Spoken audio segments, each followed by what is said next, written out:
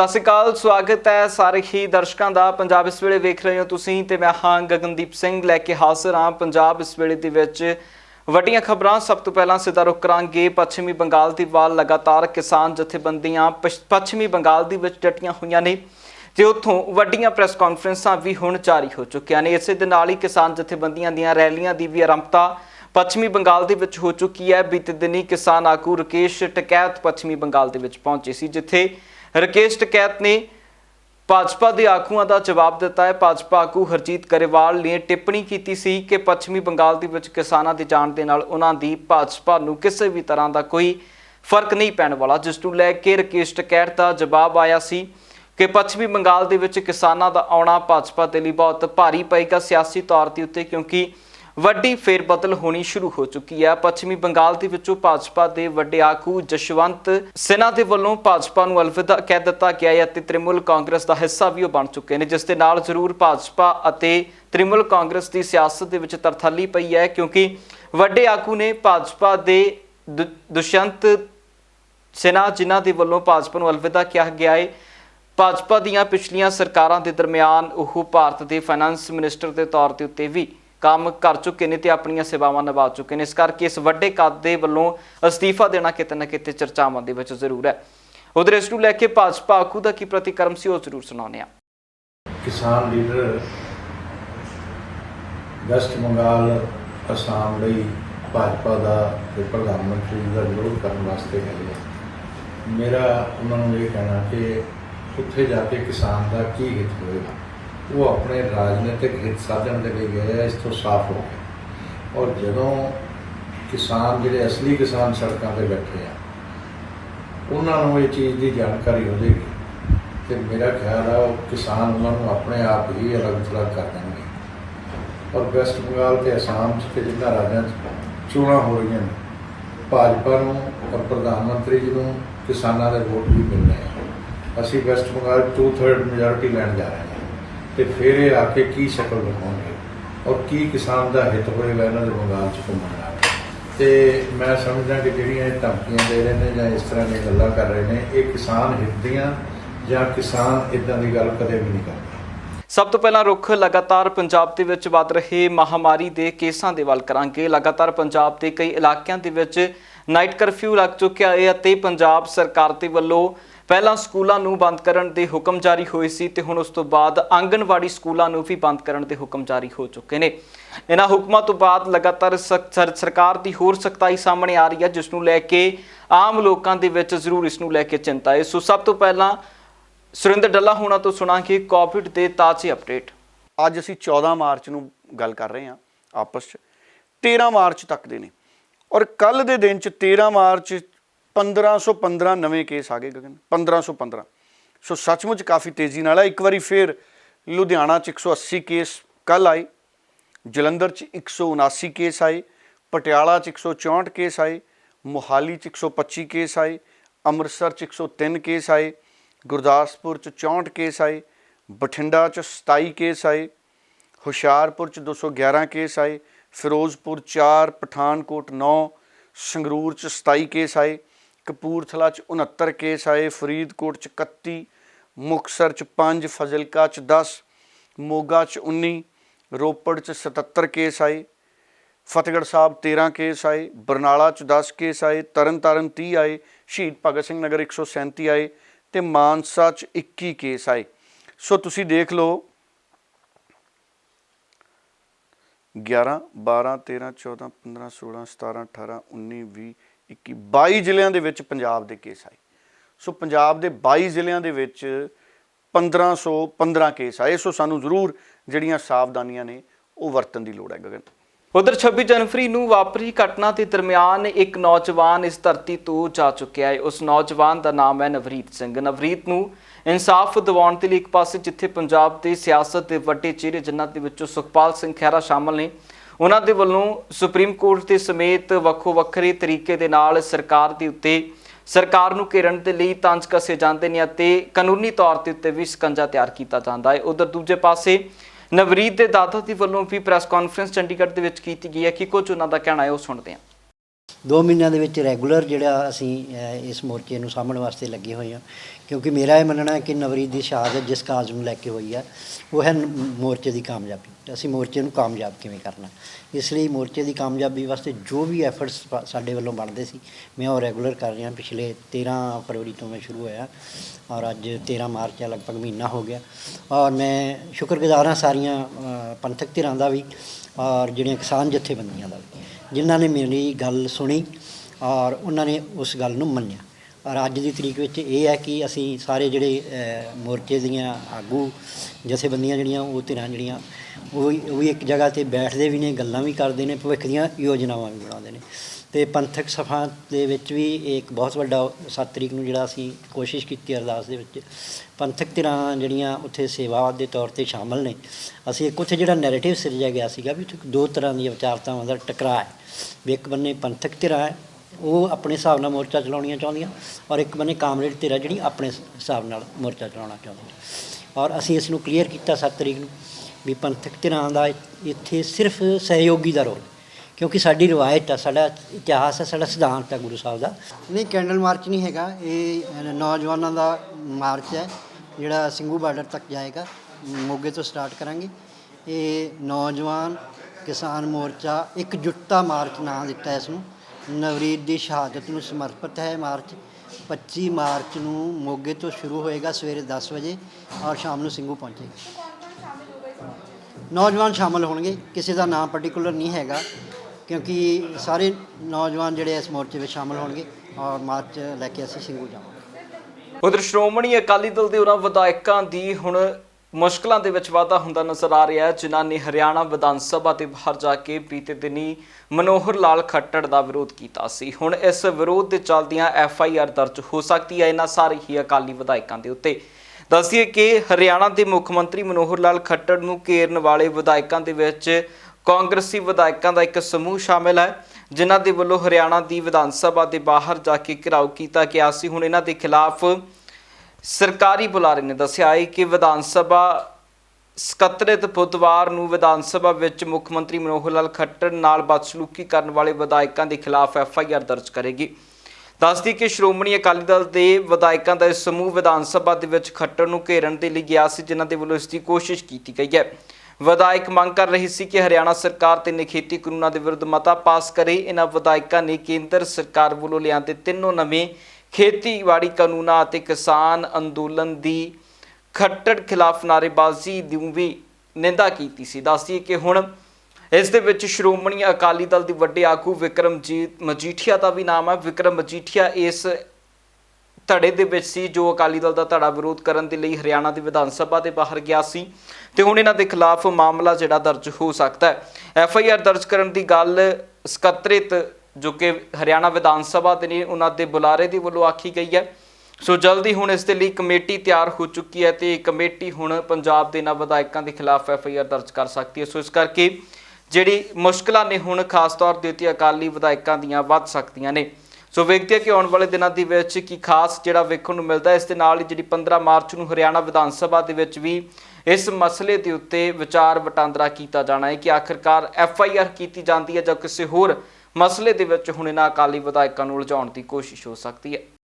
ਉਧਰ ਆਮ ਆਦਮੀ ਪਾਰਟੀ ਦੇ ਆਗੂ ਅਤੇ ਨੇਤਾ ਵਿਰੋਧੀ ਧਿਰ ਹਰਪਾਲ ਸਿੰਘ ਚੀਮਾ ਦੇ ਵੱਲੋਂ ਖਾਸ ਤੌਰ ਦੇ ਉੱਤੇ ਕੈਪਟਨ ਅਮਰਿੰਦਰ ਸਿੰਘ ਦੀ ਸਰਕਾਰ ਨੂੰ ਨਿਸ਼ਾਨੇ ਦੇ ਉੱਤੇ ਲਿਆ ਗਿਆ। ਉਹਨਾਂ ਇਸ ਮੌਕੇ ਦੇ ਉੱਤੇ ਗੰਭੀਰ ਇਲਜ਼ਾਮ ਕੈਪਟਨ ਅਮਰਿੰਦਰ ਸਿੰਘ ਦੀ ਸਰਕਾਰ ਅਤੇ ਉਹਨਾਂ ਦੀ ਕਾਰਗੁਜ਼ਾਰੀ ਦੇ ਉੱਤੇ ਲਾਏ ਨੇ।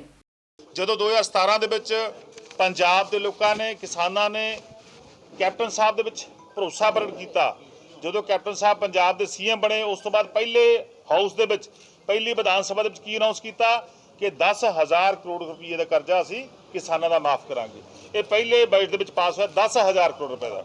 ਉਸ ਤੋਂ ਬਾਅਦ ਹੋਇਆ ਕੀ ਕਿ 7700 ਕਰੋੜ ਰੁਪਈਆ ਪਿਛਲੇ ਬਜਟ ਤੱਕ, ਜਿਹੜਾ ਪਿਛਲਾ ਬਜਟ ਸੀ ਲਾਸਟ ਈਅਰ ਦਾ, ਉਹਦੇ ਤੱਕ 7700 ਕਰੋੜ ਰੁਪਈਆ ਰੱਖਿਆ ਗਿਆ, ਪਰ ਲੇਕਿਨ ਕਿੰਨਾ ਮਾਫ ਕੀਤਾ? ਸਿਰਫ ਤੇ ਸਿਰਫ 4500 ਕਰੋੜ। 7700 ਰੱਖ ਕੇ 4500 ਕੀਤਾ। ਹੁਣ ਜਿਹੜਾ ਹੈਗਾ 1700 ਕਰੋੜ ਰੁਪਈਆ ਰੱਖਿਆ ਗਿਆ, 550 ਰੱਖਿਆ ਬੇਜ਼ਮੀਨੇ ਕਿਸਾਨਾਂ ਦੇ ਲਈ ਔਰ 1100 ਰੁਪਈਆ ਰੱਖਿਆ ਗਿਆ, 1100 ਸਮਥਿੰਗ ਜਿਹੜਾ ਹੈਗਾ ਕਿਸਾਨਾਂ ਦੇ ਲਈ। ਹੁਣ ਵੀ ਅਨਾਉਂਸਮੈਂਟ ਹੋਈ ਆ। ਸੋ ਲਗਾਤਾਰ ਪੰਜਾਬ ਦੇ ਕਿਸਾਨਾਂ ਦੀ ਪਿੱਠ ਦੇ ਵਿੱਚ ਛੁਰਾ ਕੈਪਟਨ ਸਾਹਿਬ ਮਾਰ ਰਹੇ ਨੇ ਕਿ ਕਾਂਗਰਸ ਪਾਰਟੀ ਮਾਰ ਰਹੀ ਹੈ। ਤੁਸੀਂ ਦੇਖੋ ਕਿ ਕਿਸ ਤਰ੍ਹਾਂ ਕਿਸਾਨ ਜਿਹੜਾ ਹੈਗਾ ਉਹ ਆਤਮ ਹੱਤਿਆ ਕਰ ਰਿਹਾ। ਚਾਹੇ ਆਪਾਂ ਦਸੂਹੇ ਦੀ ਗੱਲ ਕਰ ਲਈਏ, ਚਾਹੇ ਆਪਾਂ ਮੌੜ ਮੰਡੀ ਦੀ ਗੱਲ ਕਰ ਲਈਏ, ਸਮੁੱਚੇ ਪੰਜਾਬ ਦੇ ਵਿੱਚ ਜਿਸ ਤਰ੍ਹਾਂ ਖੁਦਕੁਸ਼ੀਆਂ 2017 ਤੋਂ ਪਹਿਲਾਂ ਜਾਰੀ ਸੀਆਂ ਉਸੇ ਤਰ੍ਹਾਂ ਹੁਣ ਵੀ ਜਾਰੀ ਨੇਗੀਆਂ। ਔਰ ਵੱਡੀ ਗੱਲ ਜਿਹੜੀ ਮੈਂ ਤੁਹਾਡੇ ਸਾਹਮਣੇ ਲੈ ਕੇ ਆਉਣੀ ਚਾਹੁੰਦਾਗਾ ਕਿ ਜਿਹੜੇ ਕਰਜ਼ਾ ਮਾਫੀ ਸਮਾਰੋਹ ਹੋਏ, ਜਿਹੜੇ ਸਮਾਗਮ ਹੋਏ ਕਰਜ਼ਾ ਮਾਫੀ ਨੂੰ ਲੈ ਕੇ, ਉਹਨਾਂ ਤੇ ਲਗਭਗ 10 ਕਰੋੜ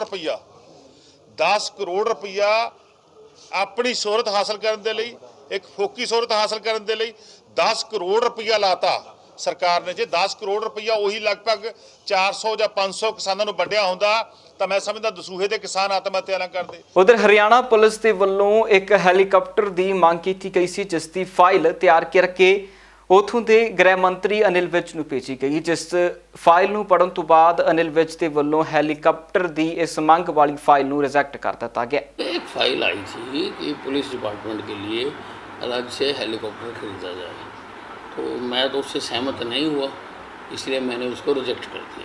ਬਹੁਜਨ ਸਮਾਜ ਨੂੰ ਸਿਆਸੀ ਤੌਰ ਤੇ ਉੱਤੇ ਜੇਕਰ ਮਜ਼ਬੂਤ ਕਰਨ ਦੀ ਗੱਲ ਉੱਠਦੀ ਹੈ ਤਾਂ ਇਸ ਮਜ਼ਬੂਤੀ ਦਾ ਥੰਮ ਮੰਨੇ ਜਾਂਦੇ ਨੇ ਕਾਸ਼ੀ ਰਾਮ ਕਾਸ਼ੀ। ਉਹਨਾਂ ਦੇ ਵੱਲੋਂ ਬਹੁਜਨ ਸਮਾਜ ਨੂੰ ਮਜ਼ਬੂਤ ਕਰਨ ਦੇ ਲਈ ਬਹੁਜਨ ਸਮਾਜਵਾਦੀ ਪਾਰਟੀ ਦਾ ਗਠਨ ਹੁੰਦਾ ਹੈ। ਇਸ ਦੇ ਦਰਮਿਆਨ ਹੀ ਉਹਨਾਂ ਨੇ ਕਾਫੀ ਵੱਡੇ ਕੰਮ ਬਹੁਜਨ ਸਮਾਜ ਦੀ ਭਲਾਈ ਦੇ ਲਈ ਕੀਤੇ ਨੇ। ਇਸੇ ਖਾਸ ਸ਼ਖਸੀਅਤ ਦੇ ਬੁੱਤ ਦੇ ਲਈ ਹੁਣ ਬਹੁਜਨ ਸਮਾਜ ਦੇ ਵੱਲੋਂ ਇੱਕ ਪ੍ਰੋਗਰਾਮ ਉਲੀਕਿਆ ਜਾ ਰਿਹਾ ਹੈ। परसों सुबह 11 बजे हम लोग ख्वासपुर गांव जाएंगे और मानवर कांसीराम साहब की मूर्ति का अनावरण करके उनके प्रति अपनी श्रद्धांजलि अर्पित करेंगे। मैं समस्त समाज के लोगों से निवेदन करना चाहता हूं कि कृपया आप लोग सब आइए, बहुजन समाज के इस महानायक की उनके गांव में, पैतृक गांव में उनकी मूर्ति के अनावरण में आप सब भी शामिल होइए सुबह 11 बजे। बेहद अनफॉर्चुनेट है, मैं कह नहीं सकता किस वजह से किसी भी पार्टी ने, किसी भी सरकार ने इस तरफ ध्यान क्यों नहीं दिया। बहुजन महानायक की जिन्होंने बहुजन समाज में राजनीतिक चेतना जगाई, उनके नाम का कोई प्रतीक चिन्ह नहीं, कोई उनकी मूर्ति नहीं, कोई लाइब्रेरी नहीं, कोई पार्क नहीं। मुझे खुशी है कि मैं उनकी मूर्ति अपने पूरे संगठन, जो हमारे समाज का संगठन मिशन जय भीम है, उसके माध्यम से हम लगाने में कामयाब हो रहे हैं। कार्यक्रम एकदम सादगीपूर्ण होगा, जिसमें दिल्ली से भी कम से कम 100 लोग तो हमारे साथ जा रहे हैं और बाकी पंजाब में रोपड़ के आसपास से काफ़ी लोग आएंगे।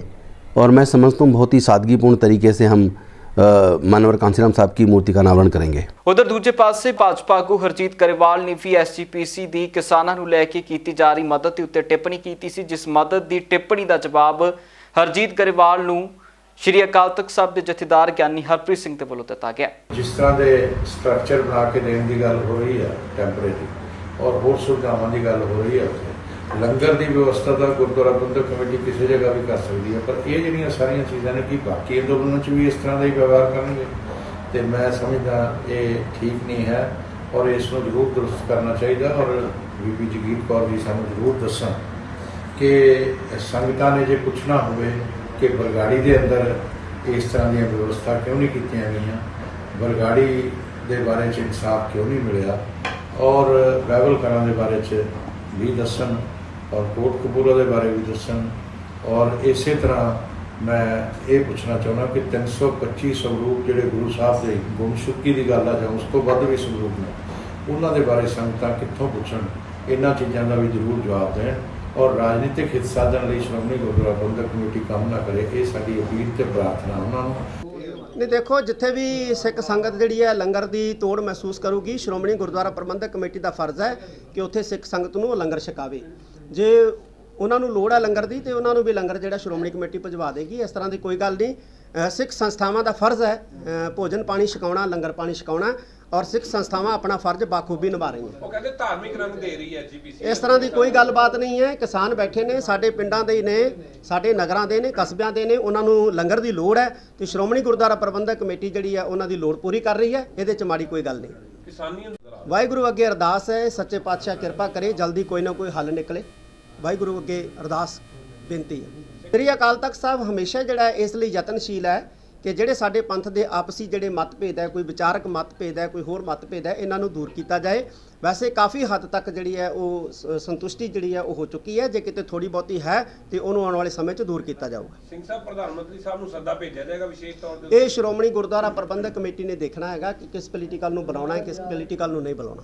ਉਧਰ ਹਰ ਸਾਲ ਦੀ ਤਰ੍ਹਾਂ ਇਸ ਸਾਲ ਵੀ ਸ਼੍ਰੀ ਅਕਾਲ ਤਖਤ ਸਾਹਿਬ ਦੇ ਜਥੇਦਾਰ ਗਿਆਨੀ ਹਰਪ੍ਰੀਤ ਸਿੰਘ ਦੇ ਵੱਲੋਂ ਨਾਨਕਸ਼ਾਹੀ ਕੈਲੰਡਰ ਲੋਕ ਅਰਪਣ ਕੀਤਾ ਗਿਆ। ਇਸ ਮੌਕੇ ਤੇ ਉਕਤਾਂ ਨੇ ਨਾਨਕਸ਼ਾਹੀ ਕੈਲੰਡਰ ਨੂੰ ਅਰਪਣ ਕਰਦਿਆਂ ਸਾਰੀ ਸਿੱਖ ਸੰਗਤ ਨੂੰ ਵਧਾਈਆਂ ਵੀ ਦਿੱਤੀਆਂ ਨੇ। ਨਵਾਂ ਸਾਲ 553 ਨਾਨਕਸ਼ਾਹੀ ਸੰਮਤ ਜੋ 14 ਮਾਰਚ ਨੂੰ ਆਰੰਭ ਹੋਣ ਜਾ ਰਿਹਾ ਹੈ। ਮੈਂ ਸਮੁੱਚੇ ਗੁਰੂ ਖਾਲਸਾ ਪੰਥ ਨੂੰ, ਨਾਨਕ ਨਾਮ ਲੇਵਾ ਸਿੱਖ ਸੰਗਤ ਨੂੰ ਨਾਨਕਸ਼ਾਹੀ ਨਵੇਂ ਸਾਲ ਦੇ ਪ੍ਰਾਰੰਭ ਹੋਣ ਦੇ ਉੱਤੇ ਬਹੁਤ ਵਧਾਈ ਦਿੰਦਾ ਔਰ ਨਾਲ ਹੀ ਸਮੁੱਚੇ ਵਿਸ਼ਵ ਦੇ ਵਿੱਚ ਵਸਦੇ ਸਿੱਖ ਭਾਈਚਾਰੇ ਨੂੰ, ਗੁਰੂ ਖਾਲਸਾ ਪੰਥ ਨੂੰ ਇਹ ਅਪੀਲ ਕਰਦਾ ਕਿ 14 ਮਾਰਚ ਨਵੇਂ ਸਾਲ ਦਾ ਪਹਿਲਾ ਦਿਨ ਹੈ ਨਾਨਕਸ਼ਾਹੀ ਸੰਮਤ ਦਾ।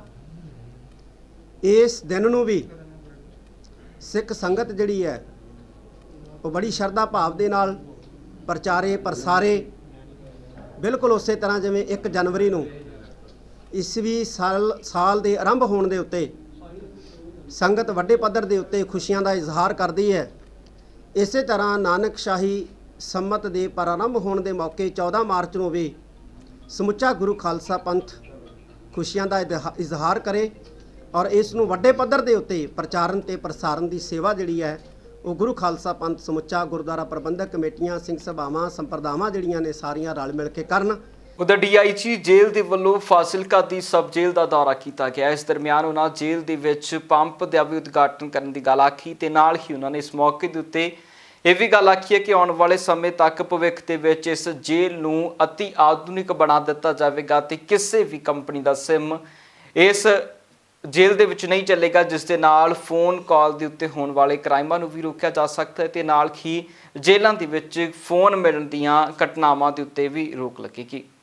ਡਿਪਾਰਟਮੈਂਟ ਵੱਲੋਂ ਪੂਰੀ ਸਖਤੀ ਵਰਤੀ ਜਾ ਰਹੀ ਹੈ ਕਿਉਂਕਿ ਕੁਝ ਜੇਲ੍ਹਾਂ ਸ਼ਹਿਰ 'ਚ ਹੋਣ ਕਰਕੇ ਥਰੋ ਦੀ ਬੜੀ ਪ੍ਰੋਬਲਮ ਆ ਰਹੀ ਹੈ ਵੀ ਉੱਪਰ ਦੀ ਥਰੋ ਕਰ ਦਿੰਦੇ ਸੀ। ਹੁਣ ਅਸੀਂ ਇੱਕ ਜਿਵੇਂ ਸਪੈਸ਼ਲ ਜੇਲ੍ਹ ਬਣਾ ਰਹੇ ਹਾਂ ਬਠਿੰਡੇ ਹੀ, ਖਾਸ ਕਰਕੇ ਜਿੱਥੇ ਮਤਲਬ ਜਿਹੜੇ ਜ਼ਿਆਦਾ ਖਤਰਨਾਕ ਬੰਦੇ ਹੈਗੇ ਆ, ਗੈਂਗਸਟਰ ਵਗੈਰਾ, ਉਹ ਸਾਰੇ ਉੱਥੇ ਅਸੀਂ ਇਕੱਠੇ ਕਰ ਰਹੇ ਹਾਂ। ਉਸ ਜੇਲ੍ਹ ਦੇ ਚਾਰੇ ਪਾਸੇ ਉੱਚੀ ਜਾਲੀ ਲੱਗ ਰਹੀ ਹੈ 60 ਫੁੱਟ ਉੱਚੀ, ਹਾਂ, ਤਾਂ ਕਿ ਜਿਹੜੀ ਇਹ ਥਰੋ ਤੋਂ ਬਚਿਆ ਜਾ ਸਕੇ। ਜ਼ਿਆਦਾਤਰ ਕੰਪਲੇਂਟ ਸਾਨੂੰ ਜਿਹੜੀ ਹੈਗੀ ਹੈ ਮੋਬਾਈਲ ਦੀ, ਉਹ ਥਰੋ ਦੇ ਰਾਹੀਂ ਹੋ ਰਹੀ ਹੈ। ਬਟ ਜੇਕਰ ਕੋਈ ਬਾਈ ਚਾਂਸ ਕੋਈ ਕਰਮਚਾਰੀ ਵੀ ਵਿੱਚ ਆਉਂਦਾ ਹੈਗਾ ਇਹਦੇ ਵਿੱਚ, ਤੇ ਉਹਦੇ ਨਾਲ ਸਖਤੀ ਨਾਲ ਉਹਦੇ ਖਿਲਾਫ ਪਰਚਾ ਵੀ ਦਰਜ ਕਰਾਇਆ ਜਾਂਦਾ, ਉਹਦੇ ਖਿਲਾਫ ਡਿਪਾਰਟਮੈਂਟ ਨੂੰ ਇਨਕੁਆਇਰੀ ਵੀ ਕੀਤੀ। ਅਕਸਰ ਗੈਂਗਸਟਰਾਂ ਵੱਲੋਂ ਸੋਸ਼ਲ ਮੀਡੀਆ ਰਾਹੀਂ ਜੇਲ੍ਹਾਂ ਦੇ ਅੰਦਰ ਬੈਠ ਕੇ ਜਿਹੜੀਆਂ ਧਮਕੀਆਂ ਦਿੱਤੀਆਂ ਜਾਂਦੀਆਂ ਨੇ, ਉਹਨੂੰ ਕਿਸ ਤਰ੍ਹਾਂ ਕੰਟਰੋਲ ਕਰੇ? ਬਸ ਉਹੀ ਕੰਟਰੋਲ ਕਰਨ ਲਈ ਤਾਂ ਅਸੀਂ ਬਠਿੰਡਾ ਜੇਲ੍ਹ ਬਣਾ ਰਹੇ ਹਾਂ ਨਾ, ਵੀ ਉੱਥੇ ਅਸੀਂ ਇੱਕ ਤਾਂ ਸਾਰੇ ਸਿਸਟਮ ਨੂੰ, ਨੈਟਵਰਕ ਨੂੰ ਡੈਡ ਕਰ ਦਿਆਂਗੇ, ਉੱਥੇ ਮੋਬਾਈਲ ਚੱਲੇਗਾ ਹੀ ਨਹੀਂ ਅੰਦਰ, ਠੀਕ ਆ। ਅਦਰ ਫਿਰ ਉਹ ਮੀਨਿੰਗਫੁਲ ਨਹੀਂ ਰਹੂਗਾ ਮੋਬਾਈਲ ਜੇਕਰ ਉੱਥੇ ਸਾਰਾ ਸਿਸਟਮ ਦੇ ਉੱਤੇ ਸਿਗਨਲ ਹੀ ਨਹੀਂ ਆਊਗਾ ਉੱਥੇ, ਓਕੇ। ਮਤਲਬ ਜੈਮਰ ਦੀ ਵਿਵਸਥਾ ਕੀਤੀ? ਜੈਮਰ ਨਹੀਂ, ਬਟ ਇਹ ਜੈਮਰ ਨਹੀਂ ਲਾ ਰਹੇ, ਬਟ ਉਸ ਏਰੀਏ ਦੇ ਵਿੱਚ ਸਿਗਨਲ ਹੀ ਨਹੀਂ ਆਊਗਾ ਕਿਸੇ ਟਾਵਰ ਦਾ। ਪੰਜਾਬ ਇਸ ਵੇਲੇ ਦੇ ਵਿੱਚ ਫਿਲਹਾਲ ਦੇ ਲਈ ਇੰਨਾ ਹੀ। ਫਿਰ ਮੁੜ ਹਾਜ਼ਰ ਹੋਵਾਂਗੇ ਨਵੀਆਂ ਤੇ ਤਾਜ਼ਾ ਅਪਡੇਟਸ ਦੇ ਨਾਲ। ਤਦ ਤੱਕ ਲਈ ਮੈਨੂੰ ਦਿਓ ਇਜਾਜ਼ਤ। ਬਹੁਤ ਬਹੁਤ ਧੰਨਵਾਦ।